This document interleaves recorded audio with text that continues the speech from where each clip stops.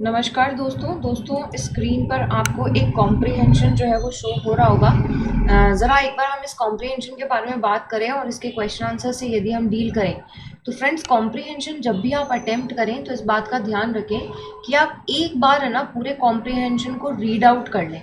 भले ही मैं ये नहीं कह रही कि आप एक एक लाइन उसकी समझें, बट ये है कि एटलीस्ट आपको इतना बताओ कि कॉम्प्रिहेंशन बात किसकी कर रहा है। जैसे अगर हम इस वाले कॉम्प्रिहेंशन की बात करें तो ये एक रिन्यूएबल रिसोर्सेज के बारे में बात कर रहा है, जो आपको पहली ही लाइन में दिख रहा होगा। The main objective of sustainable is to make use of renewable resources. तो ये पूरा कॉम्प्रिहेंशन उसी पर बेस्ड था। चलिए आइए इसके क्वेश्चंस के बारे में बात करते हैं। थोड़ा सा इजी ये कॉम्प्रिहेंशन था, उम्मीद है आपको इसके आंसर्स जो हैं वो मिल गए होंगे। जब भी कोई बड़ा कॉम्प्रिहेंशन या पैराग्राफ वाइज वाला आएगा तब मैं आपको बताऊंगी कि उसको कैसे अटेम्प्ट करते हैं। ये सिंगल पैराग्राफ वाला था तो इसको तो आपको जस्ट एक कैजुअल रीड दे करके और क्वेश्चन आंसर करने थे। ऐसे मोस्टली जो कॉम्प्रिहेंशन आते हैं वो ज़्यादा टफ नहीं आते हैं। अब ये कह रहा है what should be compromised while materialising sustainability, यानी हमें क्या क्या कॉम्प्रोमाइज़ करना चाहिए जब हम सस्टेनेबिलिटी को मटेरियलाइज करते हैं, तब की बात ये कर रहा है। तो ज़रा देखते हैं इसका जो आंसर है वो देखिए, ये लिखा हुआ है कि कॉम्प्रोमाइज़ करना चाहिए। ये रहा, compromising the ability of future generation to meet their own needs. ये आपको आपका पहला आंसर मिल गया होगा। देखिए ये रहा answer, generations meeting there needs. तो हमारा राइट आंसर क्या है? Option number 4। चलिए दूसरे क्वेश्चन के बारे में बात करते हैं। ये कह रहा है what are the fundamental objectives of sustainability. Sustainability के फंडामेंटल ऑब्जेक्टिव्स कौन कौन से हैं? तो वो पहली ही लाइन में दे रखे हैं। देखो ये रहा, objective of sustainability is to make use of, एक तो यूज ऑफ रिन्यूएबल रिसोर्सेज है और दूसरा है रिड्यूस कंजम्पशन। जरा ऑप्शन देखते हैं। ये रहा, यूजिंग रिन्यूएबल रिसोर्सेज और रिड्यूसिंग कंजम्पशन। तो option number 4, second and third. तो right answer is option number 4। Next question देखते हैं। What are the basic concepts of sustainable development as mentioned in the passage? Passage के अंदर जो mentioned है उस हिसाब से बताएंगे हम कि सस्टेनेबल डेवलपमेंट के लिए क्या क्या चीज़ें चाहिए। तो ज़रा देखते हैं। इसने बोला है ये रहा, ये द और दूसरा लिमिटेशंस है। तो ये रहा, needs and limitations. Needs and adequacy नहीं है, अकेला नीड्स भी नहीं है, अकेला लिमिटेशंस भी नहीं है, needs and limitation. Option number 4 is my answer. Next question, what are the primary, मतलब इसके जो क्वेश्चंस है ना उसके आंसर मुझे एग्जैक्टली लाइंस मिल रही है, ठीक है, इसलिए मुझे दिक्कत नहीं हो रही है, ठीक है। What are the primarily prioritised need as mentioned in the passage. क्या है जो नीड सबसे ज़्यादा ज़रूरी है यहाँ पर, जो कि पैसेज के अंदर दी गई है।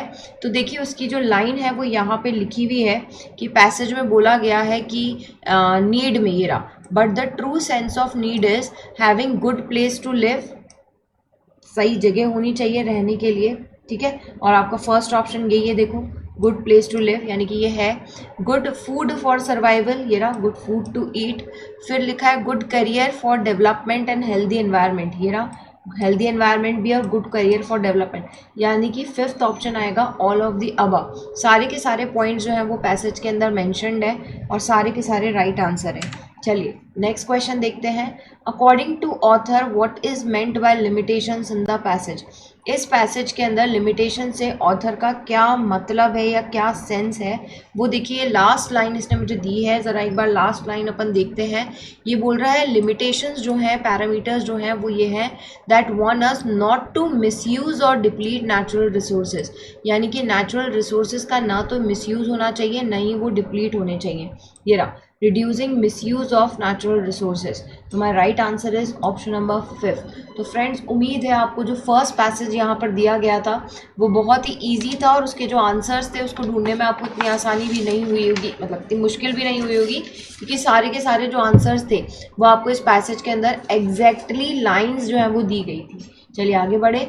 एक और पैसेज था इस पूरे पेपर में और वो पैसेज था ये वाला, जिसमें जो ये एग्ज़ाम स्ट्रेस के बारे में बता रहा है या फिर ये बता रहा है कि कैसे आप एग्ज़ाम स्ट्रेस से पेरेंट्स को डील करना चाहिए स्टूडेंट्स को लेकर के, वो चीज़ें यहाँ पर ये डिस्कस कर रहा है। तो ये जो कॉम्प्रिहेंशन है ये भी बहुत ज़्यादा टफ नहीं था, एक कैजुअल रीड इसको देना था और उसके बाद में इसके जो क्वेश्चन हैं वो अटेम्प्ट करने थे।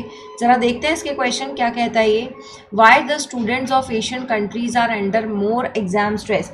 ये कह रहा है एशियन इंडस्ट्री कंट्रीज़ के जो है वो ज़्यादा स्ट्रेस में क्यों रहते हैं, इसका रीज़न ये मांग रहा है। तो ये बोल रहा है ड्यू टू साइकोलॉजिकल इश्यूज़। अगर आपने इसकी जो लाइंस है वो ध्यान से पढ़ी होती तो यहाँ पर देखो एक लाइन जो है वो लिख रखी है कि इन एशियन कंट्रीज़ जो स्टूडेंट्स हैं are not judged their intelligent but by their score, कि यहाँ पर जो स्टूडेंट्स हैं उन्हें उनकी इंटेलिजेंस से नहीं स्कोर से जज किया जाता है, जो कि देखो ऑप्शन नंबर 5 बोल रहा है कि due to judgement of intelligence by marks. Psychological issues नहीं है, एकेडमिक लिमिटेशंस भी नहीं है, एडवांस सोसाइटी भी नहीं है, due to family high living index भी नहीं है।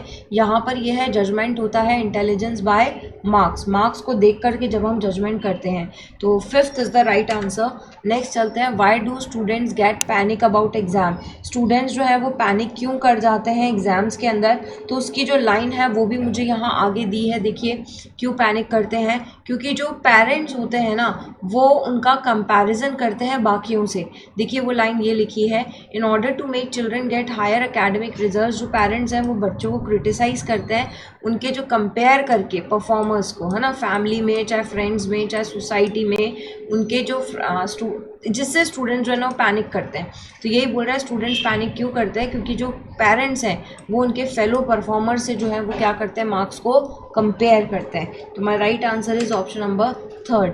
फिर कह रहा है when do students feel lower confidence. Students को लोअर कॉन्फिडेंस कब फील होता है, ऑब्वियसली जब उनके एक्सपेक्टेशंस फुलफिल नहीं होती है। ये रहा, जो स्टूडेंट्स हैं were unable to meet the expectation of parents and pressure from society.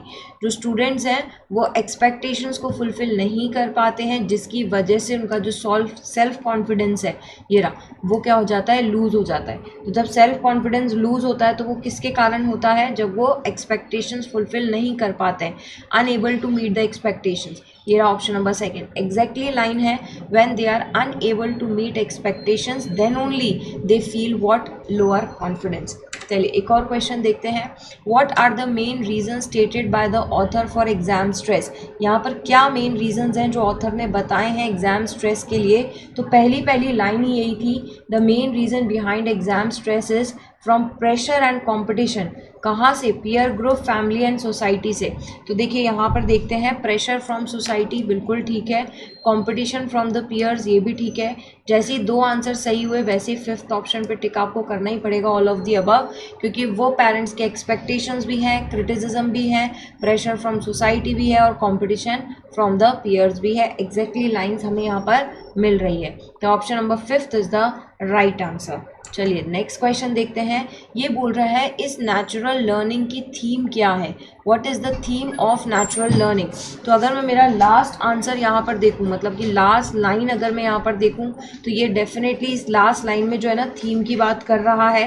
देखिए कहाँ कर रहा है, ये रहा, ये कह रहा है कि the students in an environment are freely allowed to choose their interested areas of study. यानी कह रहा है कि जो स्टूडेंट्स हैं ना उन्हें फ्री छोड़ देना चाहिए अपने इंटरेस्ट को, अपने इंटरेस्ट का सब्जेक्ट ढूंढने के लिए। तो allowing to choose subject of interest, अपने इंटरेस्ट का सब्जेक्ट अगर वो ढूंढेंगे तो वो अच्छे से कर पाएंगे। तो ये allowed to choose their interest, है ना, यही यहाँ पर ऑथर की जो है वो क्या है, थीम है कि भाई पेरेंट्स को छोड़ देना चाहिए बच्चों पर ही कि वो अपने इंटरेस्ट का सब्जेक्ट जो है वो ढूंढे। तो उम्मीद है फ्रेंड्स ये जो 2 कॉम्प्रीहेंशन इस पूरे पेपर में जो थे वो बहुत ही इजी थे, 1 टाइम स्टडी थे। एग्जैक्टली जो आंसर्स थे वो मुझे पैसेज में मिल रहे थे। ऐसा हार्ड एंड फास्ट भी नहीं था कि पैसेज पढ़ने में टाइम लगाओ या आंसर्स ढूंढने में टाइम लगाओ, कट टू कट जो है वो इसके आंसर्स थे। चलिए फ्रेंड्स, तो नेक्स्ट पेपर का जो कॉम्प्रीहेंशन है वो वापस से हम आपके लिए लेकर आएंगे और तब मैं आपको और बताऊंगी कि जो कॉम्प्रीहेंशन जो लेंदी वाले होते हैं या जो पैसेज वाले होते हैं उन्हें हम कैसे डील करते हैं। थैंक यू फ्रेंड्स, जय हिंद, जय भारत।